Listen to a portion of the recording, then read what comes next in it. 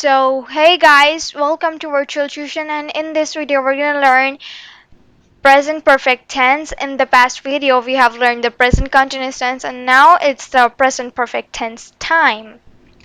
So, let's begin by defining this meaning which I have highlighted so you could be clear what you have to note and what not to. It's used to indicate the actions that begin in the past and have a connection to the present, that begin in the past and have a connection to the present. And this is the meaning of the present perfect tense, which has a meaning.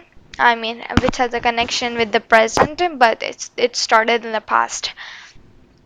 I hope that you understand what is present perfect meaning. Let's see how it's formed. It's formed with the present tense of the verb to have and has. It's formed with have and has and the past participle from the main form of the main verb. Okay, it's formed with have and has and past participle of main verb. Let's see.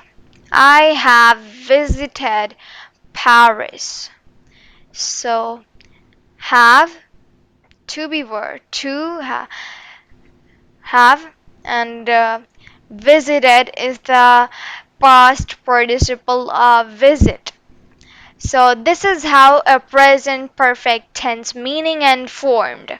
So this videos on present, past, perfect tense, present and tenses. These are too short, but they are lengthy. They have a full meaning in that. So I'll meet you in the next video. Till then, goodbye.